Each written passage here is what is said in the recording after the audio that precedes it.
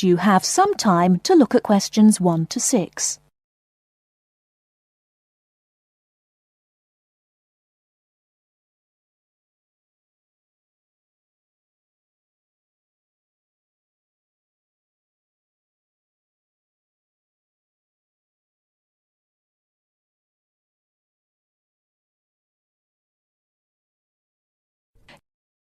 Okay, everybody, welcome back to the new term.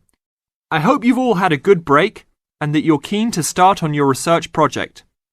What I'd like to do this morning is to give you a chance to ask questions about the project, requirements, ways of approach, how to get help if you need it.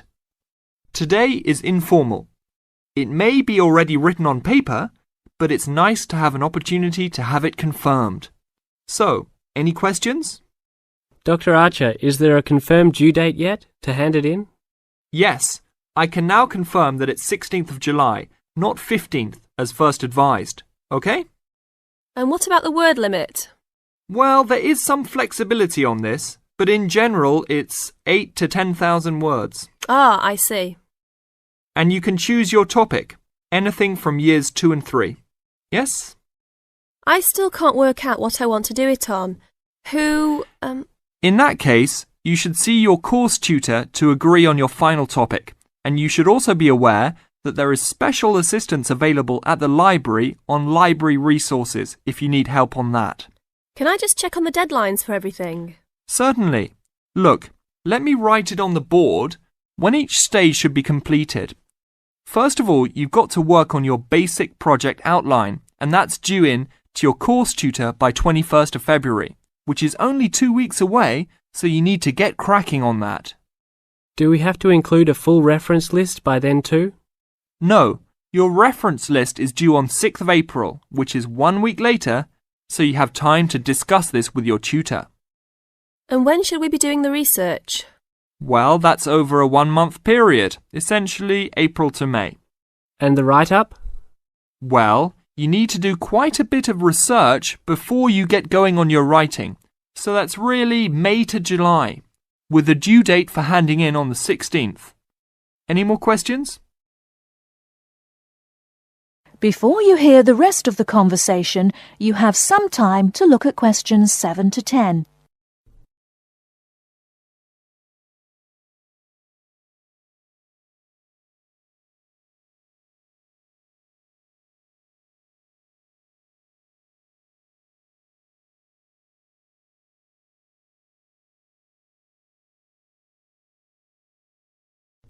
Now listen and answer questions 7 to 10.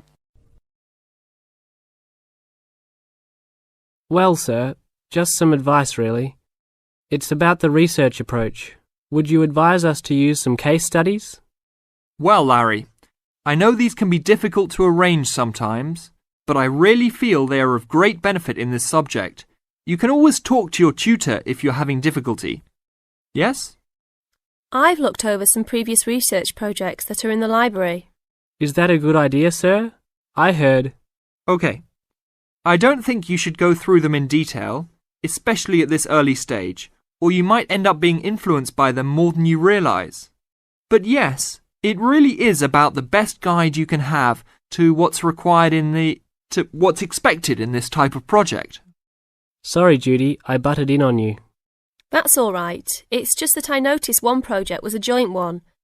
They worked together as a pair. Is that a good idea? Yes, I remember that paper. Working in a pair can have some advantages, but to be frank, this is meant to be an individual project, so it's best to work on your own. About using subjects, is it okay if we use family members? Your own relatives? I don't see why not. They probably offer some advantages in terms of availability, although you need to guard against possible effects on your research outcomes. So, you can if you want. Perhaps you should discuss this with your tutor if you plan to use relatives, so you can approach it in the best way. Okay, thanks. Okay then. Well, I hope we've been able to sort out a few things. You're welcome to see me at any time, or drop me a note if you have any more queries. Fine, thanks. That is the end of part 1. You now have half a minute to check your answers.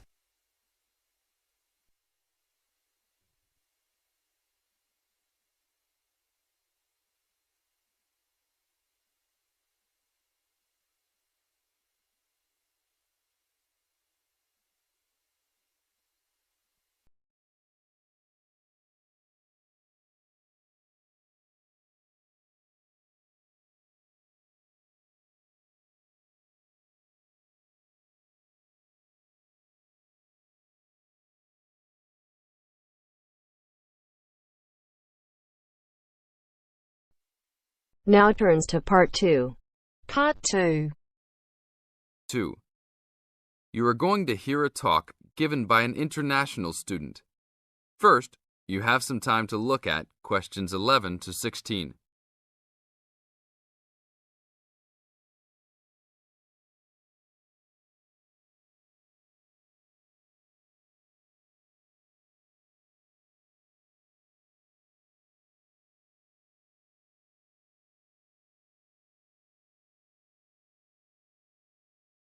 Now listen to the tape and answer the questions. As an international student coming from Sierra Leone, it gives me great honor to give these opening remarks and welcome you all to Ashesi University, where excellence is the code. I believe I speak on behalf of my fellow colleagues when I say we feel that we are the most fortunate and privileged university students in Ghana. You may ask, what is the basis of such a conclusion? And I will simply say to you, in which other tertiary institution in Ghana do you find the same level of IT infrastructure and facilities available to students? Where also do you find such a low ratio of students to lecturers and computers? In which other educational institution do you find 55% of students on some sort of financial aid, who in addition enjoy services and benefits such as job placement after graduation, on-campus employment that pays above the minimum wage, a supply of textbooks, and access to online databases? Ladies and gentlemen, there is no other institution of higher education in Ghana today that matches the learning environment and the quality of instruction at Ashesi. I could continue listing reasons why we students feel this way, but I only have 5 minutes for this speech. Believe me, I could go on for hours. At Ashesi, everyone is considered a leader and is treated special. Ashesi equips us with the necessary determination, strength, and belief in ourselves to be able to achieve our goals. We are being taught to think outside the box and to question and challenge our assumptions about the world we live in. This, ladies and gentlemen, is one of the benefits of a liberal arts education, which seeks to broaden our intellectual capacity.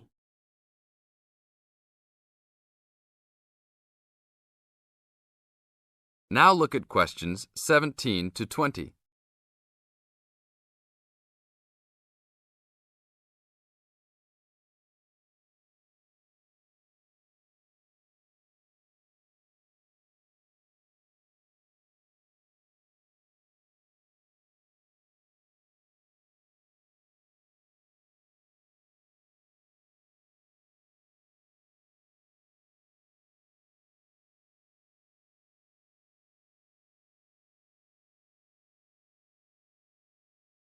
As the talk continues, answer questions 17 to 20.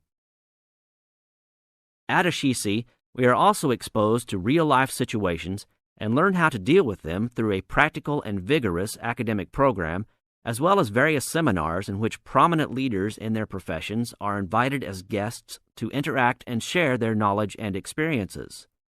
Some people, even some of you in this audience, may believe that tuition at Ashesi is too high, but I say to you that the students here are unanimous in saying it is worth it. Not because we all come from well-to-do families, but because when it comes to one's education, you need to aim at getting the best from the right place. One's education defines who you are and what your perception of life and society will become. Ashesi offers us a top-quality education which meets high international standards. This is due to the strong linkages the school has established with 3 of the very best schools in the United States, namely Swarthmore College, which is ranked as the best liberal arts school in the U.S., UC Berkeley, and the University of Washington. In addition, Ashesi has recruited an excellent faculty consisting of lecturers from various countries, including Ghana, the UK, and the United States. These lecturers are among the best in their respective academic fields. I believe this is the school's greatest asset, a strong and knowledgeable team dedicated to achieving successful results from their students and who also love their job. I would like to end with a personal message. My fellow students, because we are among the most privileged in our society, we should take responsibility for our own destinies, make our parents proud, and create a legacy for those that follow us and Africa as a whole. We must give back to our society after completing school and achieving our goals in life, which I believe we all can if we properly utilize our time and take advantage of all that is offered here at Ashisi. That is the end of part 2. You now have half a minute to check your answers.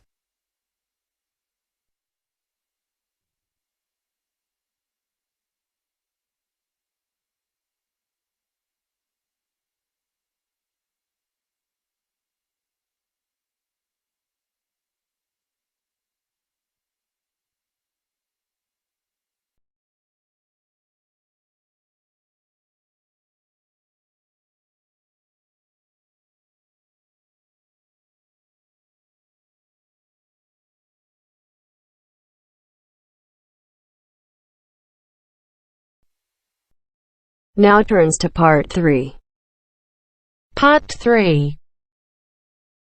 You will hear a conversation between two students who will discuss a project they're working on together. You have 30 seconds to look at questions 21 to 27.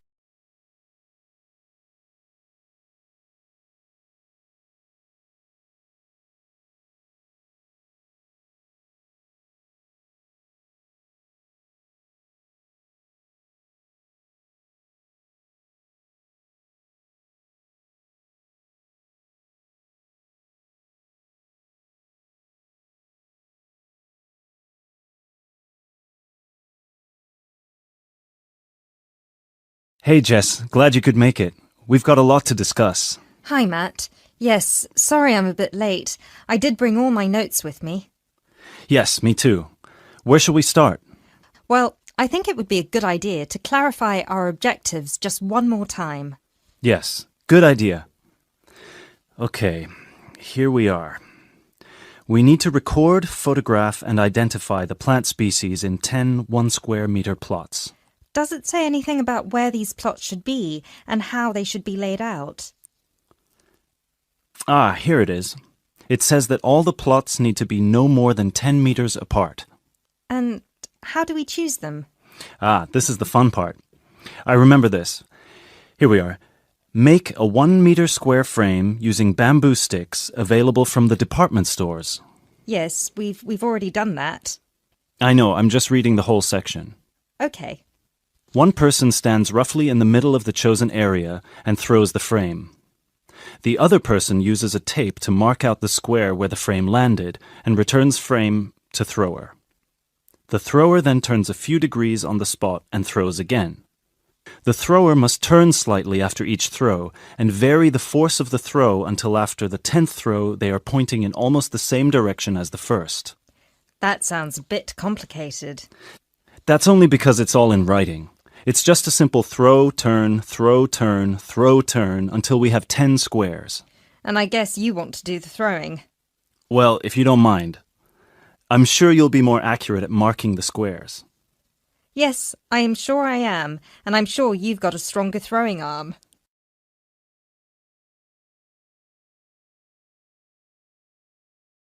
You now have 30 seconds to look at questions 28 to 30.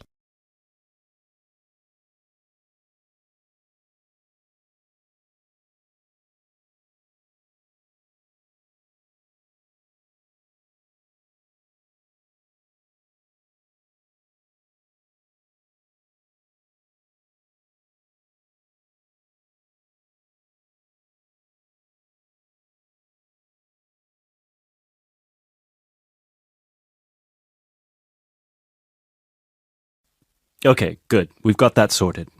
Now we need to decide where to go. Yes, I've been thinking about that and I've brought the map.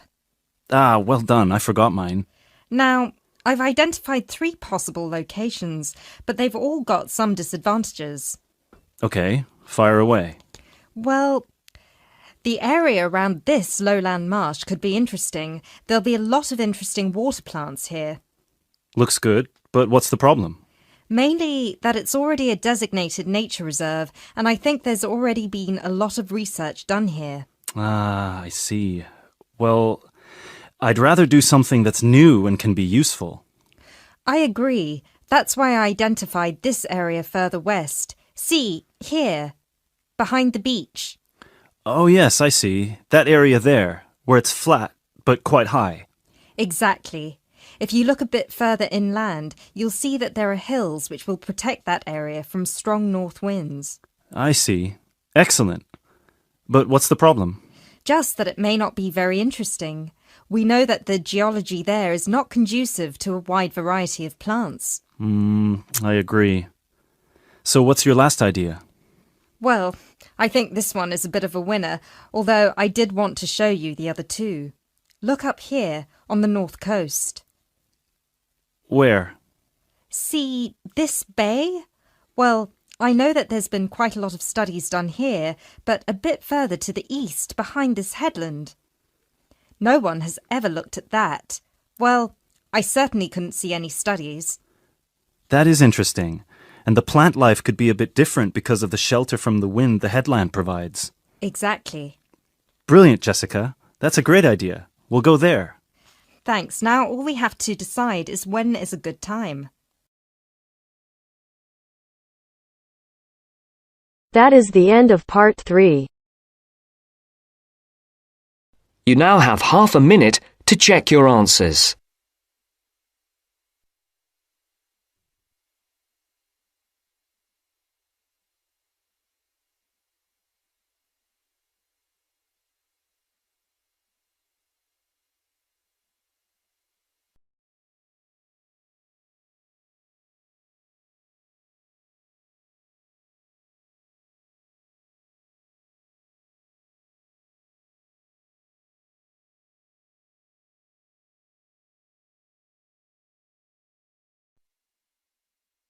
Now turns to part 4.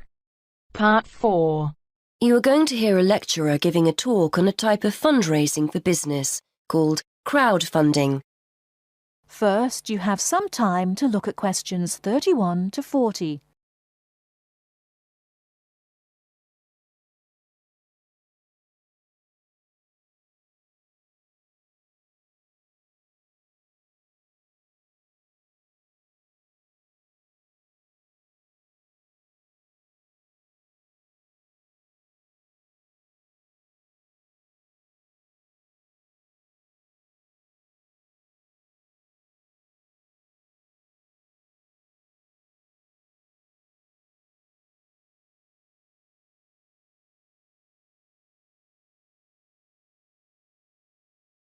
Now listen carefully and answer questions 31 to 40.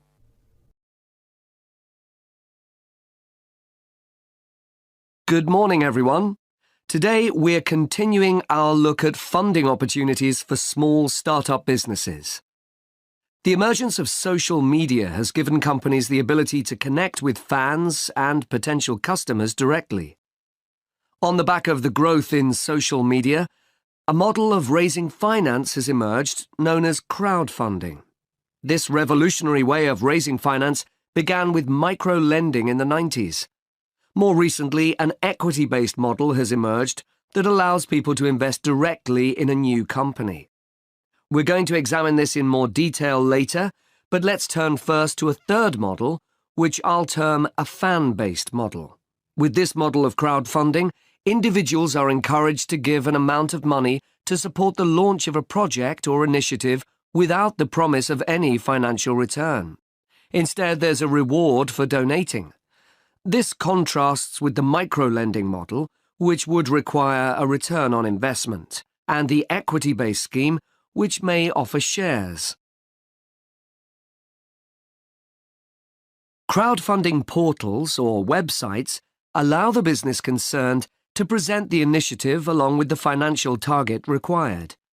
There's a fixed time limit for fundraising, and if the target amount is reached, all donations are paid to the company or individual. Whether it's an author planning to write a new book, an independent film company looking to make a new film, or a technology company with an idea for an app, the person or company needing funding would turn to its fan base for support. This is managed through one of the many crowdfunding online portals that have emerged. Of course, a fan or supporter of a particular initiative is likely to give money anyway. But donation-based crowdfunding will often make donating even more attractive by offering a rewards-based incentive scheme. Let's take a film company, for example, that needs funding for a new film. For a small set donation, the donor might be offered a free ticket to the premiere or a DVD of the film. A larger set donation might be rewarded by the chance to attend a launch event when the film goes live. Those people who make bigger donations could even be offered the chance to meet the cast of the film, whilst the highest level donation could see the person's name mentioned in the film credits. For companies that already have a significant fan base, crowdfunding offers a fantastic opportunity to raise money quickly from a large number of people, each of whom donates just a small amount of money.